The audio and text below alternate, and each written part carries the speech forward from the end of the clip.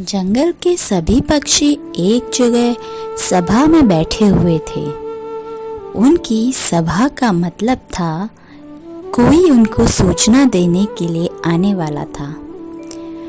मौसम की सूचना देने के लिए सूचना पक्षी आते हैं और उन्हें खबर देते हैं। सुनो सुनो सुनो, थोड़े ही दिनों में इस जंगल में ठंड का कहर बरसने वाला है। चारों तरफ बर्फ ही बर्फ दिखने वाली है।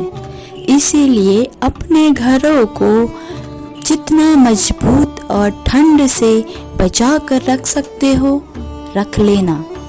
तुम्हारे पास ज़्यादा समय नहीं है।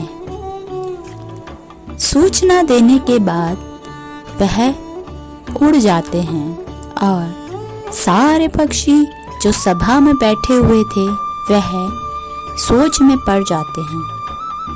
ये लो, अब एक और नई मुसीबत आ गई। इस जंगल में तो आए दिन कुछ ना कुछ मुसीबत आती ही रहती है। अब हम क्या करेंगे?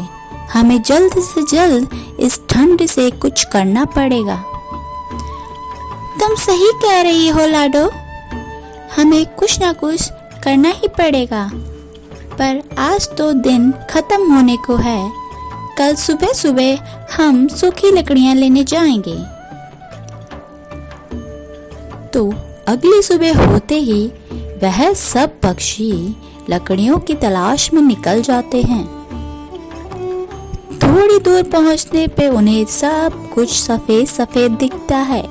वह कहते हैं, ओहो, यहाँ तो चारों तरफ बर्फ ही बर्फ पड़ी हुई है। हमें तो मौका ही नहीं मिलेगा लगता है घर बनाने का।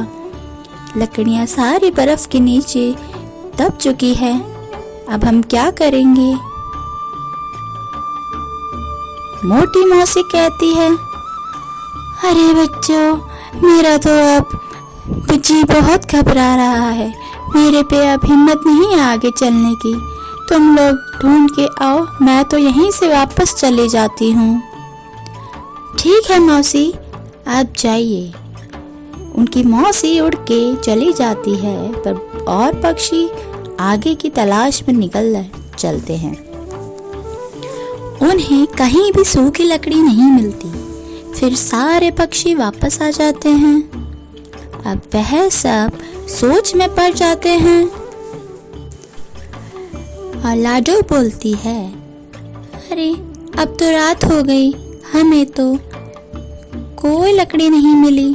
अब हम अपने घरों को कैसे बचाएंगे ठंड से? चलो, जो होगा देखा जाएगा। अभी जाके सब सो जाते हैं। तो सभी अपने घरों में जाके सो जाते हैं। अगले दिन लाडो सब्जियां लेने के लिए बाजार जाती है।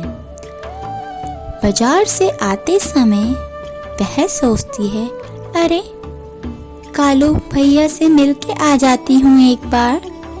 क्या पता उनके पास कोई इलाज होगा इस ठंड का।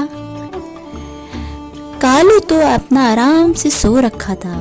कालू ने अपने लिए एक होटल बनाया था जिसपे बहुत सारे कमरे थे, पर उसके होटल में कोई भी अभी तक रहने के लिए नहीं आया था। तो लाडो उससे पूछती है, कालू भैया, आपके होटल में एक भी ग्राहक क्यों नहीं आया है? और वह वहाँ पे लगा हुआ बोर्ड देखती है जिसमें बहुत ज़्यादा हाई प्राइस लिखा हुआ था। तो कालू कहता है, ये मैंने इसीलिए लगाया है ताकि कोई भी इंसान आए तो मुझे अच्छा खासा पैसा मिल जाए, पर यहाँ तो कोई आ ही नहीं रहा है। कालू भैया, मैं आपको एक चीज़ बताती हूँ, आपको इनको कम करना पड़ेगा। इस प्राइस को कम करते ही आपके होटल में बहुत सारे ग्राहक आ जाएंगे और आपका होटल पूरी ठंड में भरा हुआ रहेगा। अच्छा लाडो, क्या तुम सही कह रही हो? अगर ऐसी बात है तो मैं आज ही इस सब को ठीक कर देता हूँ। और हाँ भैया, आपको एक पोस्टर भी लगाना पड़ेगा। एक पोस्टर को पूरे जंगल में आप फैला दोगे तो सबको इस बारे में पता चल जाएगा। तो कालू उसकी बात मानते हुए ऐसा ही करता है। लाडो की बात मानते ही कालू का होटल ग्राहकों से भर गया था। अब लाडो और सारे जंगल के पक्षी भी उसी के होटल में रहने की सोचते हैं और वह जंगल को खाली करके कालू के होटल में चले जाते हैं। अब जंगल पूरा खाली हो गया था। कुछ दूसरे जंगल के गुंडे उन सब के सामान को लूट के चले जाते हैं। जैसे ही ठंड खत्म होती है वह सब वापस आके देखते हैं कि उनका सारा सामान चोरी हो गया है। यह बात उस जंगल के राजा को पता चलती है और वह उसका पता लगाने के लिए बोलते हैं। इसमें लाडो अपनी होशियारी दिखाकर सारा मामला शॉर्ट कर देती है और वह उन गुंडों को जैसे तैसे पकड़वा देती है। अब जंगल का राजा लाडो को धन्यवाद बोलता है और इसी से उन सब का सामान वापस मिल जाता है। यहीं पे यह कहानी खत्म होती है और